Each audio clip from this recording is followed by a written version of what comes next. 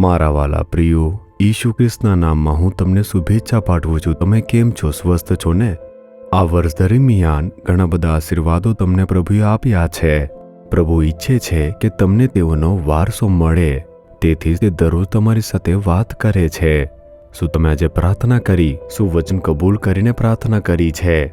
શું તમે વિશ્વાસ સાથે પ્રાર્થના કરી છે? જો તમે પૂછો તો જ તમે પ્રાપ્ત કરી શકો છો, બરાબર ને?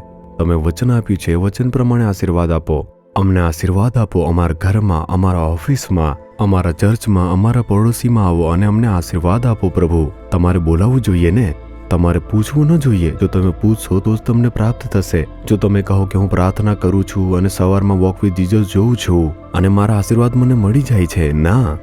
તમારે પ્રભુના ચરણોમાં બેસીને વચન વાંચવું જોઈએ, પ્રાર્થના કરવી જોઈએ. પ્રભુ તમને શું કહે છે તે સાંભળો. જો તમે આવી રીતે કરો છો તો પ્રભુ તમને આશીર્વાદ આપશે. જેમ તેમણે વચન આપ્યું હતું તેવી રીતે આશીર્વાદ આપશે, ઠીક છે? પછી જો તમે પૂછો આ દિવસે પ્રભુ શું કહે છે, નીતિ વચનો 28 અધ્યાયના 25મા વચનમાં તમે લોકો ત્યાં જોઈ શકો છો કે પ્રભુનું વચન કહે છે કે પ્રભુ પર ભરોસો રાખનાર સમૃદ્ધ થશે.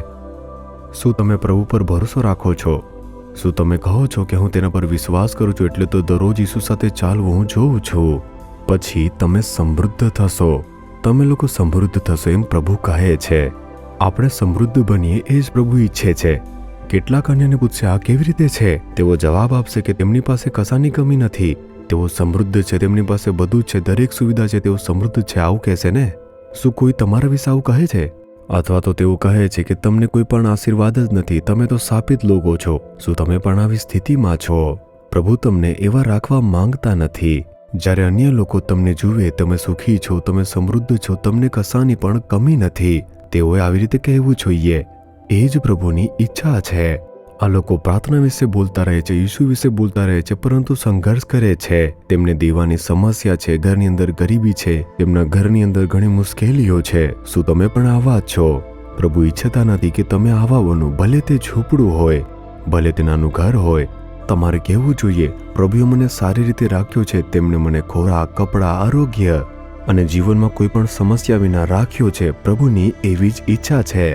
કેટલાકને આપણે પૂછીશું તમે કેમ છો? તેઓ ઉત્તર આપશે કે અમે સંઘર્ષ કરી રહ્યા છીએ ભાઈ, આમ કહેશે. અમે ઠીક છીએ ભાઈ, આવું કહેશે.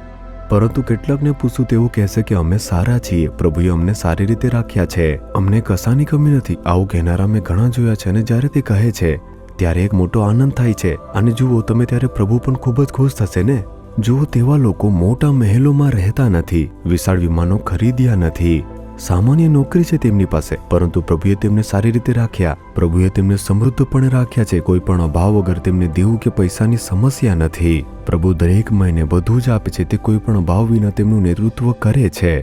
તે એક સમૃદ્ધ જીવન અને ધન્ય જીવન જીવે છે.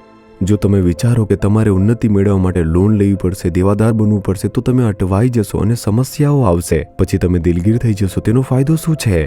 પ્રભુની અંદર વિશ્વાસ રાખો. પ્રભુમાં વિશ્વાસ રાખશો, સફળ થશો. તમે કોના પર વિશ્વાસ રાખો છો? શું પોતાની જાત પર તમે વિશ્વાસ રાખો છો?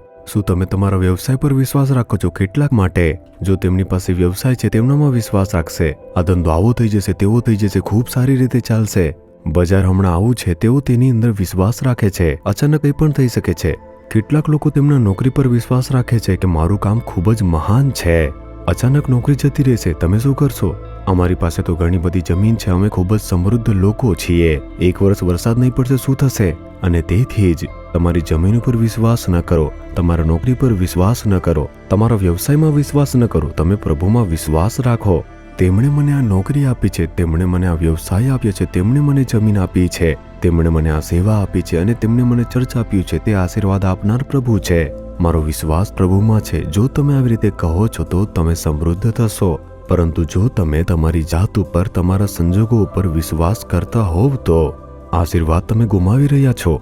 અને તેથી જ આજથી જ તમે પ્રભુ ઉપર ભરોસો રાખો, ઠીક છે? જો તમે પ્રભુ પર ભરોસો રાખો છો, તેમના પર આધાર રાખો છો, તમને કશાની કમી નહીં થશે. તમે તમારો ભરોસો શેના પર મૂક્યો એ વિચારો. આપણી જાણ વિના આપણો ભરોસો લોકો પર બદલાઈ જાય છે, એ સૌથી મોટો ખતરો છે. અને તેથી આજે હે પ્રભુ, હું કોઈ પણ વસ્તુ ઉપર કે કોઈ પર વિશ્વાસ કરીશ નહીં.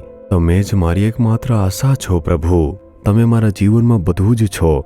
તેના ઉપર આ રીતે આધાર રાખો. તમે તરત જ તફાવત જોશો. શું તમે કહેશો પ્રભુ તરફ જોઈને તમે કહો કે તમે ઘણી બાબતમાં વિશ્વાસ રાખ્યો છે. ઘણી બાબતમાં વિશ્વાસ રાખીને હવે તમે મુશ્કેલીમાં છો, દુઃખમાં છો અને છેતરાઈ ગયા છો. ઓછામાં ઓછું આજે તો તમે પ્રભુ પર ભરોસો રાખો. હે પ્રભુ, તમે જ મારી આશા છો. તમે વધસ્તંભ પર મૃત્યુ પામી અમારા માટે ફરી સજીવન થયા. હું તમારામાં તમારા પ્રેમ અને તમારી સામર્થમાં વિશ્વાસ કરું છું. તમે મારી બધી પ્રાર્થના સાંભળો છો. ઈશુના નામમાં આમેન, આમેન.